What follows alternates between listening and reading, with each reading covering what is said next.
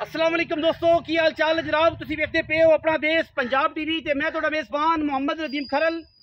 सब तो पहले अपने चैनल नूं करना है सब्सक्राइब ते बेल आइकन ते क्लिक करना है। अच्छी ते बेहतरीन वीडियो दी नोटिफिकेशन हमेशा तरह वीरां दे भरावां नूं मिलदा रहे।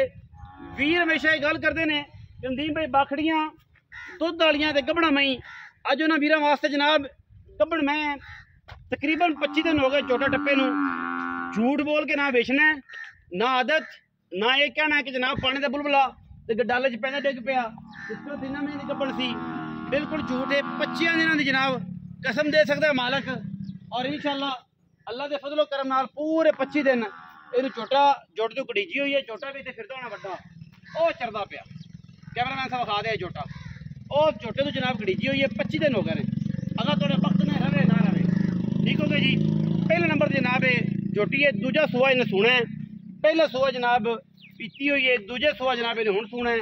25 दिन की गब्बड़ है। रवे रवे ना रवे तुहाडे वक्त ने बाग बलिए। झूठ बोल के देनी नहीं, बेचना नहीं माल। जो हलाल पैसे लेने तो हलाल माल दे हलाल ही करके दईए। लोगों तरह 2 महीने 3 महीने गब्बड़ करके नहीं देनी। ठीक है जी। थाना की गारंटी है, पास करा के देंगे। बाकी तुहाडी ये थाना वादा कट्टा असीं जिम्मेदार हैं। 25 दिन की गब्बड़ है। जे तुहाडे नसीबां चों रह जाए तो रह जाए, वरना साडा कोई जबल दखल नहीं। ठीक हो गया जी।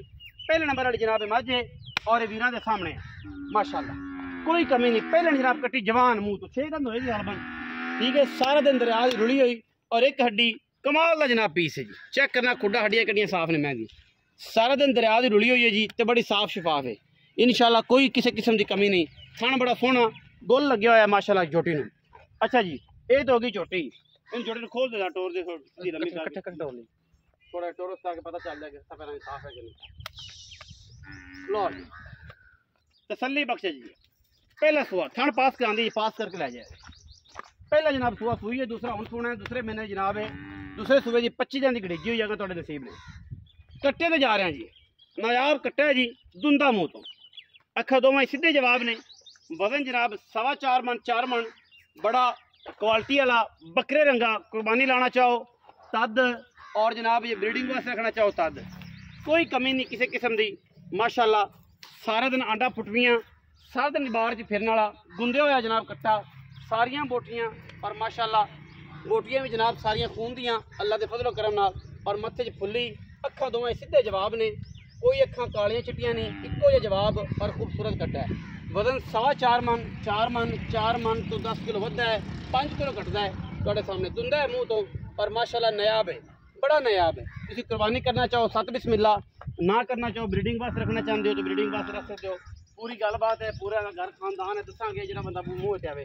बाकी माशाअल्लाह पट पुट आंडा फुटवियाँ दोवें कैमरे की निगाह च विखा देने। दोवें आंडा फुटवियाँ ने और पिछे नूं एवें आम खीरे कट्टियां का काम यह नहीं होंदा। और खीरा बड़ा लाजवाब है। कन्ना दे पछम चेक करनी कट्टे दे माशाअल्लाह दुंदा है जी। हुण दंद कड्ढे लद्दे दे और प्योर दुंदा है। कोई ये वादा घाटा नहीं। कोशिश करांगे अगर मुँह फड़ा दिंदा है मुँह फड़ांदा है। ठीक है जी। दुंदा जी तसलिया करा कड्डो ही पैड़ा टोरो फिर थोड़ा जिहा तसली हो जाए पैरा मत्था पैरा मुल करने ने बड़े पूरे लाड बड़े करदा बड़े लाडा वाला है। लाड़ ही की जाएगा तो खड़ा लाड़ की जाना है। खुंदा खुणदा रहना मालक में अट के आएगा मालक के नाल मुँह ना मुँह ला जाएगा। एडा लाडा है। मतलब 4.25 मन प्लस है इंशाअल्लाह। कट्टा इंतहाई खूबसूरत है। पैर बड़ा साफ है।